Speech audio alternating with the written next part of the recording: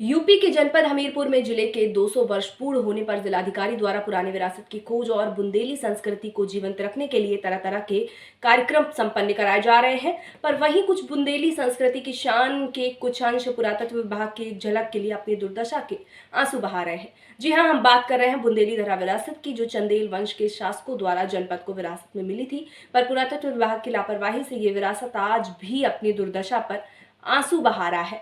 मामला जनपद हमीरपुर के विकास खंड मुस्करा स्थित ग्राम पंचायत पहाड़ी का है, जहां हजारों वर्ष पूर्व चंदेल शासकों द्वारा एक अंदर मठ तैयार किया गया था। इस मठ का प्रयोग राजा खुफिया सुरंग के जरिए राज्य से आने जाने वालों के लिए इस्तेमाल करते थे। लोग बताते हैं कि यह खुफिया सुरंग को मंदिर का रूप दे पत्थरों से जड़ित पुराने हुनर कारीगरी के जरिए तैयार किया गया था, जो आज भी लगभग वर्ग फुट एरिया में अंदर ही अंदर फैला हुआ है। स्थानीय लोग बताते हैं कि इस मंदिर में चतुर्भुज देवी प्रतिमा है, जिनकी रक्षा दरवाजे पर विराजमान बजरंगबली करते हैं। लोग ये भी बताते हैं कि इस अंदर ग्राम मंदिर मठ मैं तेरी संस्कृति तू मुझे संभाल, मैं तेरा नाम रखूंगी। तमाम खंडित मूर्तियां मुझे बनाया था विरासत का रूप देकर तेरे बुजुर्गों ने कि मैं युगों युगों तक तेरी कीर्ति को बखान करूंगी।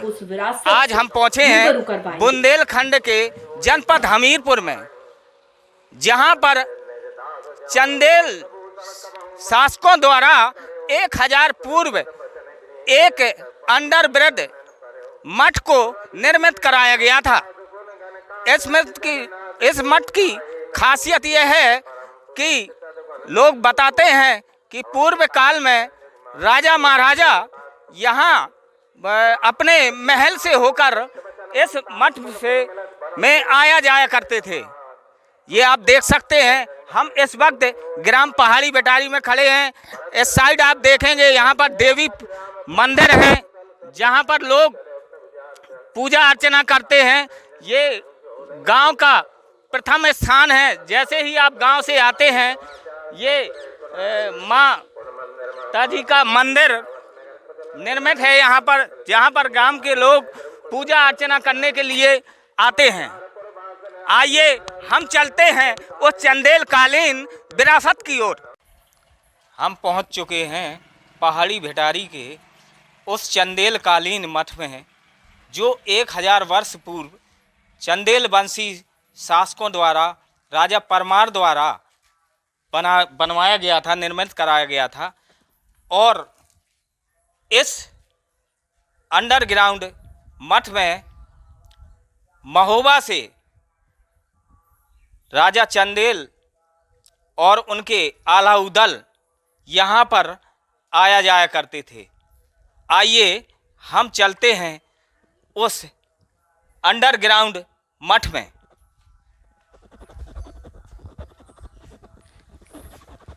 ये नीचे की ओर आप देख रहे हैं, ये सीढ़ियाँ हैं जो इस अंडरग्राउंड मठ की ओर जाती हैं। और ये जैसा कि आप देख सकते हैं कि हम इस अंडरग्राउंड मठ में पहुंच चुके हैं, जो चंदेल शासकों द्वारा निर्मित कराया गया था 1000 वर्ष पूर्व। आप जैसा कि देख रहे हैं, ये जैसे ही हम इस मठ में प्रवेश करते हैं, यहाँ पर बजरंगबली जी की एक मूर्ति स्थापित है। आप देख सकते हैं। हम कैमरामैन से कहेंगे कि इस मूर्ति को दिखाएं, जो बजरंगबली जी की स्थापित मूर्ति है, जो यहाँ की रक्षा करती है इस मठ की। और इसके अंदर आप जैसा कि देख रहे हैं, यहाँ पे पूर्ण तरीके से अंधेरा छाया हुआ है, क्योंकि ये अंडरग्राउंड है। और लगभग आप चले आए, हम कैमरामैन से कहेंगे, देखिए ये चंदेल वंशी है, जिस तरीके से खजुराहो में पत्थरों से निर्मित कराया गया था मंदिरों को, उसी भांति ये मंदिर आप देख रहे हैं किस तरीके से पुराने कारीगरों द्वारा सीढ़ियां निकाली गई हैं। देख रहे हैं किस तरीके से इसमें बारीकी कारीगरी का प्रयोग किया गया है कारीगरों द्वारा। ये आप देख रहे हैं, ये लगभग इधर काफी अंधेरा है, हालांकि यहाँ पे हम रोशनी का प्रबंध किए हुए हैं। और ये देख रहे हैं आप, लगभग 200 मीटर लंबा है, 200 करीब 200-250 मीटर चौड़ा है। और यहाँ पर बताते हैं कि पूर्वज जो यहाँ के बुजुर्ग हैं बताते हैं, यहाँ पर इस मंदिर के अंदर, मठ के अंदर, यहाँ पर चतुर्भुजी देवी प्रतिमा भी है, जिसकी यहाँ पर लोग अभी भी पूजा अर्चना करते हैं और कभी कभी आते हैं। यहाँ पर देखिए चमगादड़ों की भी आवाज आ रही है, जो कि यहाँ अंधेरा होने के कारण यहाँ पर चमगादड़ों ने अपना डेरा जमा लिया है। आप सुन सकते हैं किस तरीके से चमगादड़ों की आवाजें आ रही हैं। और यहाँ पर शासन द्वारा कोई कार्य नहीं कराया गया। यहाँ के कुछ पहाड़ी भिटारी के एक सज्जन व्यक्ति हैं जो यहाँ पर कुछ बजरंगबली की स्थान पर यहाँ पर कुछ कार्य कराया गया। आइए बात करते हैं उनसे। क्या नाम है आपका? राम सोनी। अच्छा, ये जो चंदेल कालीन मठ है, और तो इसका आपके द्वारा कुछ यहाँ पर जो सभा करवा ये सब करवाया है, आपके द्वारा करवाया गया। यहाँ पर कोई शासन द्वारा कोई मदद या कुछ नहीं, एक पैसा नहीं मिला, नहीं दी गई ना। आइए देख सकते हैं आप, जैसा कि इन्होंने बताया कि शासन द्वारा कोई मदद उपलब्ध नहीं कराई गई है कि ताकि इसका जीर्णोद्धार हो सके इस मठ का।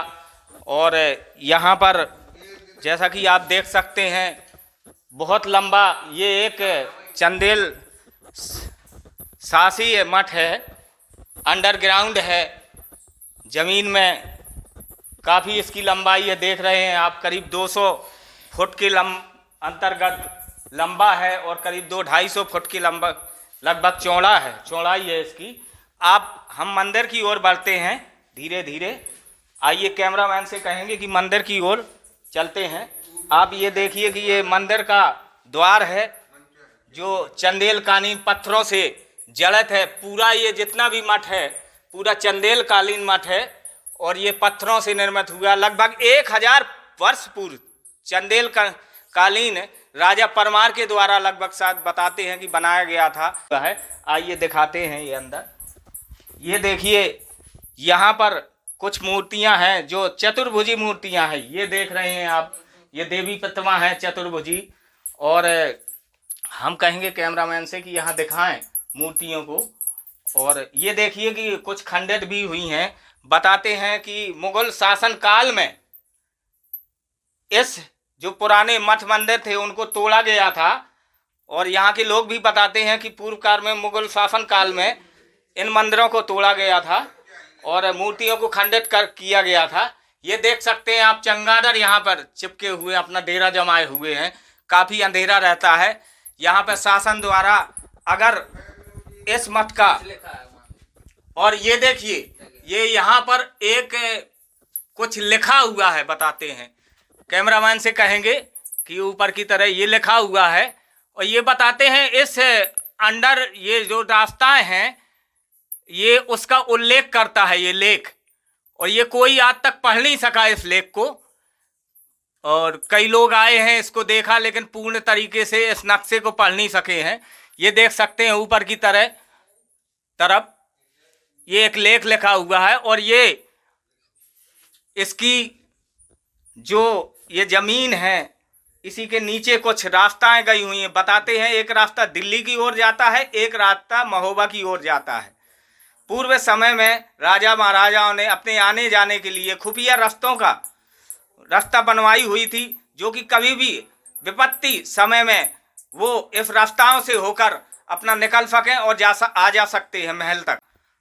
आइए, हम कुछ लोग और मौजूद हैं हमारे ग्राम के यहाँ, ये हम उनसे बात करते हैं। ये हमारे छतपाल सिंह जी हैं जिनसे हम बात करेंगे। ये पहाड़ी भिटारी के निवासी हैं। छतपाल जी, आप कहाँ की, यहीं की निवासी? हाँ, हम पहाड़ी भिटारी के निवासी हैं। क्या इस मठ की क्या खासियत है, क्या है, कब निर्माण हुआ था इस मठ का? अब इसका जो है हमारे पूर्वज बताते रहे हैं, हमने तो जब से होश संभाला है तब से ऐसा ही देख रहे हैं। लेकिन हमारे पूर्वजों ने बताया कि उन्होंने भी जब से देखा है यही ऐसे ही देखा है। और यहाँ पर जो है सरकार द्वारा कोई ऐसा प्रयास नहीं किया गया है कि इसका विकास हो सके। हाँ, कुछ नहीं, कोई काम नहीं हुआ है ना। पुरातत्व विभाग में इसका उल्लेख है कहीं पे? अब पुरातत्व विभाग में उल्लेख है या नहीं इसकी जानकारी तो नहीं है। जी। लेकिन ये जरूर सुना है कि यहाँ से रास्ता महोबा खुलती थी सीधे अंडरग्राउंड, यहाँ से भी महोबा, और बताते हैं कुछ बुजुर्ग बताते हैं दिल्ली की तरफ भी नहीं हो सकता है। हमने तो महोबा ये रास्ता क्यों ये बंद करा दी गई थी, क्या कारण? अब ये तो देखिए कि पूर्वज ही बता सकते थे। जी। उन्होंने तो ये भी बताया था कि यहाँ एक दो बारातें जो आती हैं वो भी समा चुकी हैं। अब इसकी क्लियर जानकारी तो नहीं उसको है। बंद कर दिया गया था लोगों को। हो सकता है बंद ही कर दिया गया होगा तभी तो। हाँ, वही है। तो इसका कोई प्रमाण तो है नहीं कोई प्रमाण लिखित लोग तो बताते हैं। हाँ, सुना है। आइए हम फिर और बात करते हैं। हमारे एक संजय सिंह शर्मा हैं, संजय शर्मा जी हैं, पहाड़ी बेटारी के निवासी हैं ये। इनसे भी बात करते हैं। क्या प्रमाण है इसका, उल्लेख है कुछ? देखिए, ये जिसको आप सभी लोग देख रहे हैं, हम सब लोग आप देख रहे हैं, तो ये चंदेलकालीन इमारतें हैं। तो चंदेलकालीन समय में चंदेलकालीन जो उस समय पर वास्तुकला का जो प्रयोग किया गया था निर्माण कार्य में, तो जो चंदेल शासक थे वो धर्म के प्रति जागरूक रहते थे। और उस समय उन्होंने जैसे बौद्ध धर्म स्थापत्य कला और ब्रह्म धर्म स्थापत्य कला और जैन धर्म, वो सभी धर्मों को लेकर के उनके मंदिरों को, उनके देवी देवताओं का निर्माण कराते रहते। तो ये एक विशेष गर्भगृह के रूप में है, जिसमें जैसे आप उस समय के निर्माण कराए गए ब्रह्म मंदिर, जैन मंदिर, शाक्य मंदिर और देवी महेश्वरी मंदिर, विष्णु मंदिर, शैव मंदिर, तो इन संस्कृतियों को जागरूक करने के लिए उनके द्वारा निर्माण कराए गए थे। तो ये उसी प्रकार से इनकी दीवारों में आप नक्काशी भी देखते हैं। तो ये चंदेलकालीन इमारतें हैं। और हमारे यहाँ हमने तो क्या, हमारे पूर्वजों के मुंह से भी जब हमने सुना है तो उन्होंने भी यही बताया है कि जब से भी हमने जन्म लिया तब से हम इसको देखते चले आए हैं। और ये वास्तव में बहुत ही अद्भुत कला है, जमीन से नीचे है, भूमिगत ये गर्भगृह है। और यहाँ पर देवी देवताओं की प्रतिमाएं भी हैं, जैसे चतुर्भुजी रूप में अभी आपको पूर्व में दिखाया गया था। यहाँ भगवान शंकर का शिवलिंग, कुछ मूर्तियां हैं यहाँ पे जो कि खंडित पड़ी हुई हाँ, हैं। क्या इसका ये कारण रहा है? ऐसा सुना कि मुगल शासन काल में खजाने को और धन को ढूंढने के लिए तो मुगल शासकों ने मूर्तियों को तोड़ा था, ये सोच करके कि शायद हो सकता है कि इन मूर्तियों के अंदर सोना या कुछ ऐसी कोई विशेष बेशकीमती धातु छिपी हो। तो उन सभी मूर्तियों को खंडित कर दिया था। या ये मान लीजिए कि उन्होंने केवल शैव धर्म या हिंदू धर्म को मतलब प्रभावित करने के लिए और इस धर्म के निशानों को मिटाने के लिए ही उन्होंने सभी देवी देवताओं को, ऐसा ये नहीं, यहाँ पर ये अन्य और कई जगह भी बड़े बड़े मंदिरों को भी तोड़ा गया है। तो चंदेलकालीन समय की ये बहुत ही पुरानी और बड़ी ही अद्भुत इमारत है जो ज़मीन के नीचे है, भूमिगत है और ये गर्भगृह के रूप में है।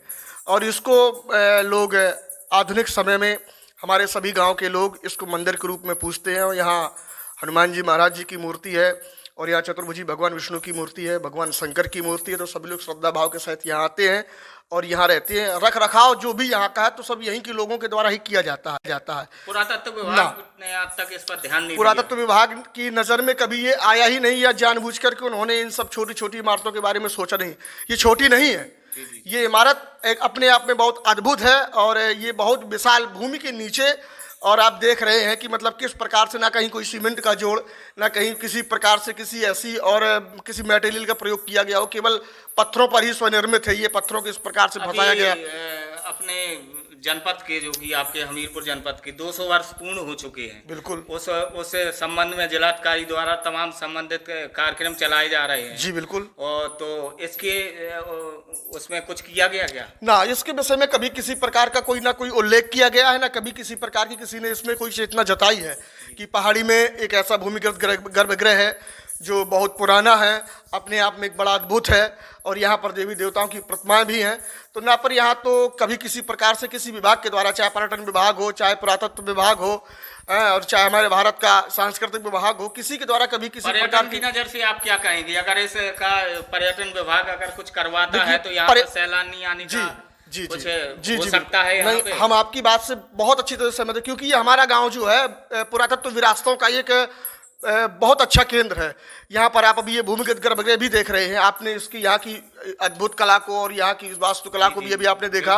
हमारे गांव में 2-3 किले भी हैं, एक किला भी है तो वो भी अपने आप में, लेकिन अब वो खंडर हो चुका है क्योंकि उसका रखरखाव नहीं किया गया, पुरातत्व ने उसका कोई ध्यान नहीं दिया। यदि उसका ध्यान दिया होता तो वो आज भी अपने आप में, क्योंकि हमारे हमीरपुर डिस्ट्रिक्ट में शायद पूरे हमीरपुर डिस्ट्रिक्ट में मुझे लगता है पहाड़ी ही एक ऐसा गांव है जहां रियासत संबंधी कुछ आपको अवशेष देखने को मिल सकते हैं। बकाया पूरे हमीरपुर जनपद में कहीं कोई किला नहीं है। और एक बसेला पड़ता है, वहाँ भी कुछ एक ऐसी पुरातत्व विरासत है। लेकिन पहाड़ी एक ऐसा गांव है कि जो हमीरपुर जनपद का एक बॉर्डर कहा जाता है, आगे से महोबा शुरू हो जाता है। लेकिन जो अद्भुत वास्तुकला और जो स्थापत्य कला का जो निर्माण चंदेल कालीन शासन में किया गया, ऐसा आपको पूरे हमीरपुर जनपद में कहीं आपको देखने को नहीं मिलेगा, क्योंकि ये गर्भगृह के रूप में और जमीन के अंदर है। जी बिल्कुल, जैसा कि आपने बताया है, आपने संजय जी ने बताया कि ये एक हमीरपुर जनपद का एक विशेष स्थान है जिसको यहाँ पर पुरातत्व विभाग अगर इसको चाहे तो सैलानियों भी यहाँ पर आकर इस कला को देख सकते हैं, समझ सकते हैं। तो आपको हम दिखा रहे हैं, आप देख रहे हैं किस तरीके से ये कला जो संजय जी ने बताई है, ये देखिए किस तरीके से पुरानी कारीगरी से निर्मित किया गया है इसको, पत्थरों को।